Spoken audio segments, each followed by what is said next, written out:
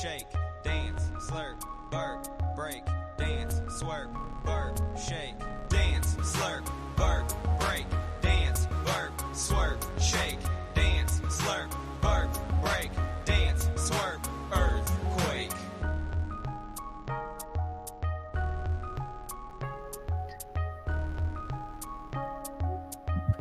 All right, here we go. Come on up, kiddo. Oh, all right, everybody. Oops, I did it again. Oh, my goodness. Okay, then. Hey, everybody. This is my younger son, Theodore. Oops, I did it again. Very good. And he's been listening to Britney Spears. I'm really funny. I do drive me crazy. Theo will be turning 4 in 3 days. That's nonsense. We're going to talk streaming here in just a second. Theo, can you lock Daddy in the room? Is that okay? No. I bought in. Oops, I did it again. Okay, dude. All right, lock me in, okay? Can you lock me in? I want to go sell. No, don't lean on that. Don't lean on that. I want to go sell you Allie. When I'm done with the show, okay? Can you lock me in? Thank you, buddy. I'll be right out. Okay.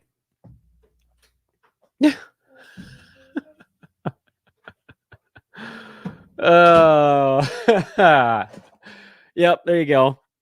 Does that make you think about the COVID days when kids were just running on every show? What's happening, everybody? I'm sorry I'm a little bit late today on this one. We wanted to go about an hour ago, but we got big stuff in the works here at Sports Ethos, and sometimes we got to get those big things knocked out before we can do a little streaming chatter. Welcome to Fantasy NBA Today. Shout out to Theodore. I am Dan Besbris. This is a sportsethos.com presentation, and we're going to dive right in because we all got to get our lineup set in the next 55 minutes. So there is really no time to screw around today. Here's a streaming board for those that are watching with us live. You can see this week, next week, the week after that. We got a 3-week sample size. Probably not as easy to see when I go this wide on it, but this is where you can see kind of how the color coding all seeps in. What I wanted to do today was talk a little bit about today, but also through the weekend and into next week. If you guys, if your leagues are not over on Sunday, which I know some are over on Sunday, I have 2 actually that are over on Sunday. I got a couple that are still kicking along on the head-to-head side. And then with Roto, it goes to the end of the regular season, but that sort of inconsequential here on a head-to-head streaming show. So let's start with the bad schedules, and we'll work our way from those, and then we'll get into a few questions at the end. I know a number of you guys put questions in our morning show, and I said, hey, take them to the afternoon show, and now I'm going to try to abandon ship too quickly, so I promise I'll do better. Worst schedules right now. Dallas is the worst schedule the rest of this week. They don't have any games the rest of this week. Dallas finished up their calendar yesterday. They're off for 3 days now before they have a back-to-back to start next week. But remember, next week is also an overload Monday. So it's nice that they get a Tuesday game in there, but it's not the end of the world. Obviously, the problem here is that Dallas has 2 extraordinary fantasy assets and 1 very good one in Daniel Gafford. So it's hard to drop anybody. Gafford is the one you drop if you're in a tight battle that goes on through next week. And then obviously, if your league is over on Sunday, you can drop any of them. That's a pretty easy call. Orlando is the other kind of clunky schedule here coming up. There's really the only 2 today that I would classify as bad. Orlando plays tomorrow, but they're off for 3 days after that. So technically, Magic right now are in a 1 game in 5 days span. And because no one plays a back-to-back this weekend, which will become sort of more relevant when we talk about what's coming up here in a second. If you don't make a move off an Orlando Magic player today, there's no way to really maximize things. If you really like your Magic player, you could hold them through tomorrow, but then you're kind of loading into next week. And you pretty much, at that point, need to make a move on Sunday, and that's fine and all. Thing is, of course, a lot of teams have 2 games left this week, and a couple even sort of pivot into a decent front end of next week. And that's why Orlando creeps in as a team you might want to consider moving off of today, but certainly on Sunday. Your good schedules starting today are pretty level almost across the board. There are 1, 2, 3, 4, 5, 6, 7, 8 teams that all play 3 times in the next 4 days. 3 of them start that with a back-to-back today, tomorrow. That's Portland, San Antonio, and Toronto. Those teams also go 4 and 6 in addition to the 3 and 4. Boston has a back-to-back and a 3 and 4, but they don't go 4 and 6. They play today, tomorrow, and Monday, but they don't play Wednesday of next week. And then the teams that also play 3 and 4, but sort of we call like an inverted 3 and 4, where they play today, and then their back-to-back is Sunday, Monday. Those teams are Cleveland, Indiana, the Los Angeles Clippers, and the Philadelphia 76ers. So those are all your teams. And again, the only difference between the Portland, San Antonio, Toronto, Boston grouping and that second half is the flexibility side, where if you want to go the back-to-back side first, Portland, San Antonio, Toronto, Boston, you could conceivably get off of those teams on Sunday if you really wanted to, if you had a move left over somehow and you were trying to squeeze out one extra game. Typically, you're not going to have a ton of moves left over on Sunday to utilize. You've probably used them, especially with the number of injuries that have happened this week. You've probably used all your moves up on injured players anyway. If you haven't, Lord knows by the end of tonight, you will. So there isn't that big of a difference between all of these. 1, 2, 3. What did I say there was? 9. There's really no difference because you probably don't have the moves to make another swap on Sunday. So the list of players you could go with, 9 teams, you got a pretty good option here, is significant. The favorites would be Peyton Pritchard and Sam Hauser, who's back for the Celtics, because we already know they're resting half their starters in each of those 2 games. So those guys are going to get a lot of extra run. Karis LeVert, obviously in Cleveland. George Niang is not a bad option there. Nesmith, McConnell on the Pacers are a good fit among these teams. Indiana, of course, in that sort of inverted one. Same with Cleveland. Ochai Agbaji is an interesting one for Toronto because Gary Trent just got ruled out about 45 minutes ago or something like that. So Agbaji might be okay. And then if you want to get a little bit of the sort of a deeper dive, Scoot on Portland, Luke Cornett in Boston, Terrence Mann for the Clippers, Cam Payne in Philadelphia, because you figured Kyle Lowry probably gets one of the back-to-backs off. And then if you want to go real deep, Amir Coffey, Mo Bamba, Jalen Smith, if he's upright for Indiana, Chris Murray, Jabari Walker, Grady Dick, Daniel Tice, Sam Merrill. These are all, guys that barely qualify. But, if you're in a deeper league or if it's a hyper competitive one, and you're just trying to squeeze out an extra game or 2, those are the names that are way down in the deep part of the barrel.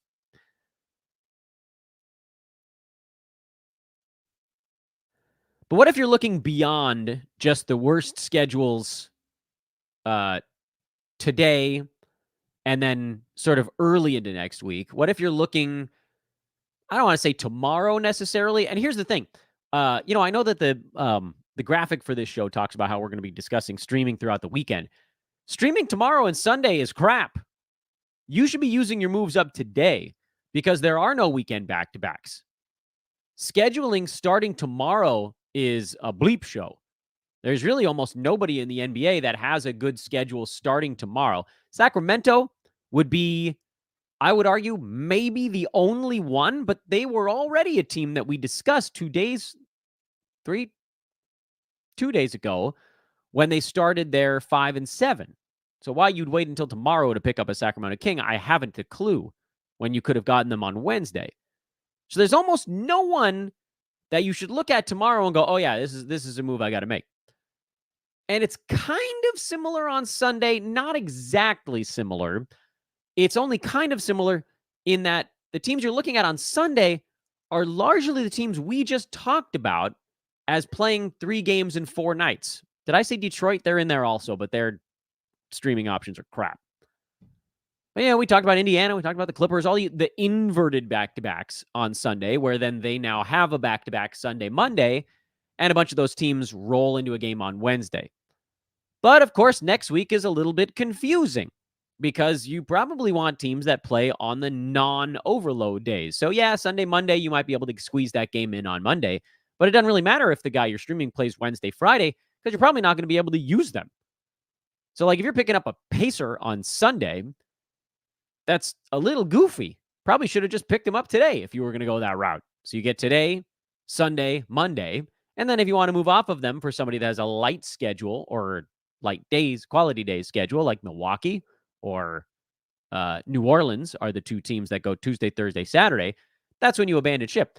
So the overarching thought here, before I get started talking too fast, is that there isn't a whole lot to be gained by picking up a team that plays on Sunday unless it's Milwaukee or New Orleans.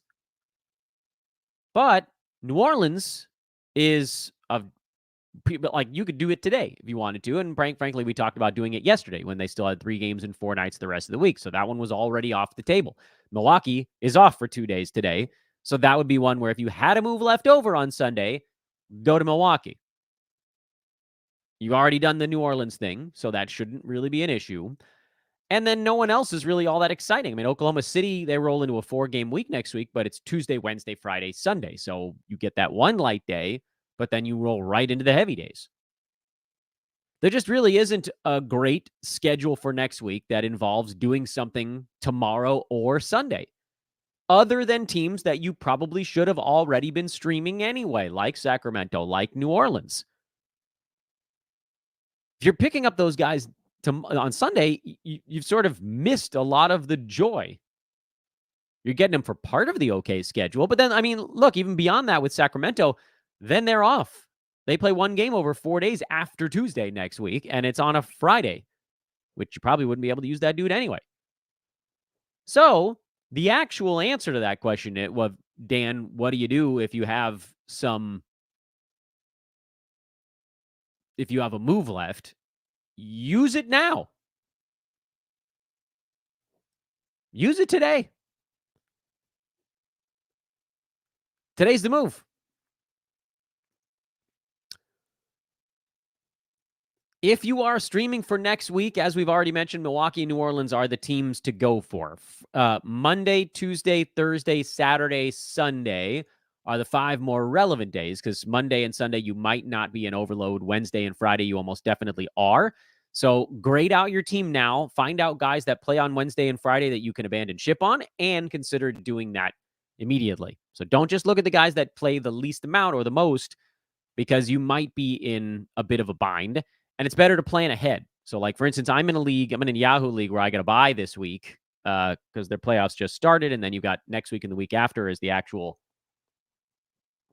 And I'm actually going to be in true battles. I picked up Malik Beasley this week. I mean, I don't think he's going to be all that good next week, but he's going Tuesday, Thursday, Saturday, and I know I can use all 3 of those games.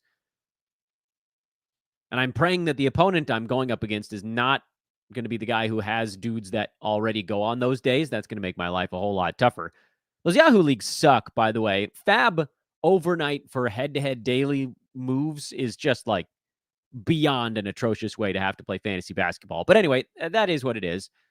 You can game plan out in front on that. Try to get somebody that, you go Sacramento for Monday, Tuesday. If you were just looking at next week, so say you had to buy Sacramento goes Monday, Tuesday.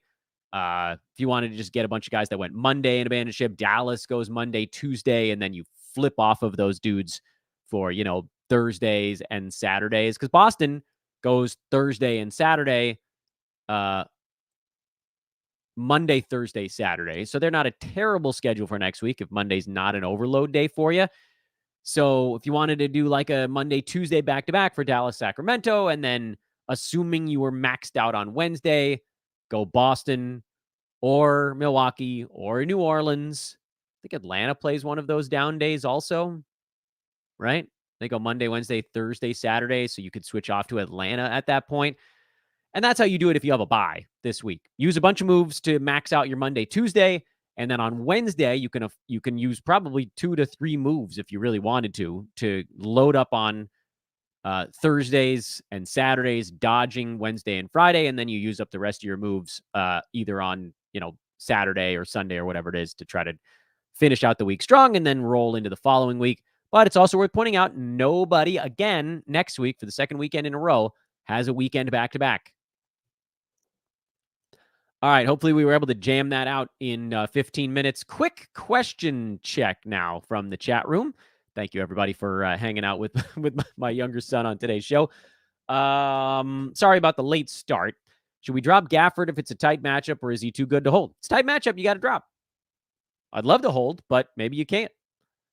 12-team Roto League. Here we go. I need to make up a ground in 3-pointers, free throw, and field goal percent for a chance at first place. Would you drop Nick Claxton to pick up Norman Powell or someone like that? I won't drop in categories Claxton provides. It sounds like you know that you could get away with it. I don't know if you have any other centers that you could drop.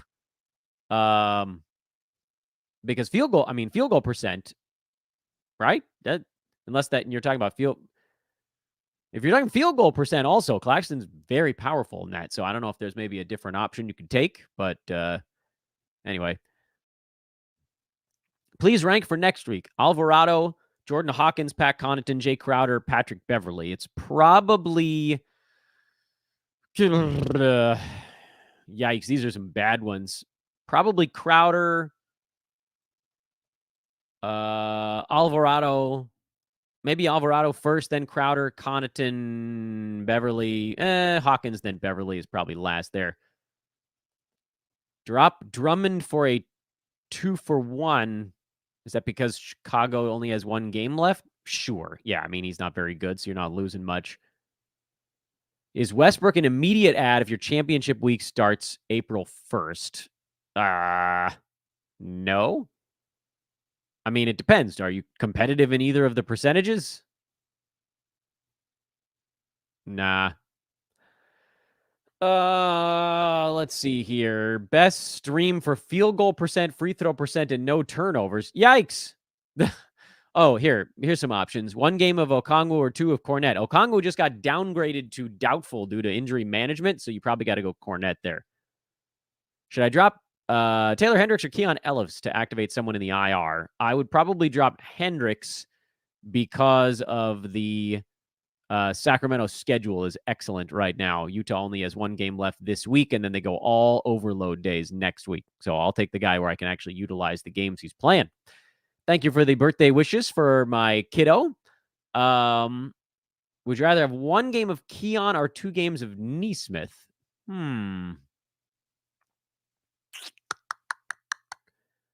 Yeah, I mean, I guess that 2 of Neesmith. I'm almost always going to go 2 over 1. I know Sacramento's got the nice back-to-back to start next week, but if you're in a tight battle, you got to go with the guy having, you got to get the extra game.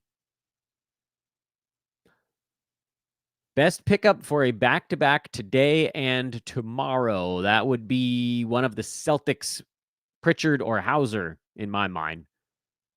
Prefer them over anybody on Portland, San Antonio, or Toronto.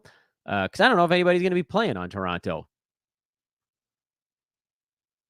Best Portland player to pick up and hold for next week. Probably Scoot. Maybe Jabari Walker of all these fringy dudes. Maybe Duop Reith. Sounds like Ayton might get a rest day in there. With Lowry done for the week, and it's my finals. Whoops, I just lost the thread there. Should I drop him for Oubre or McConnell?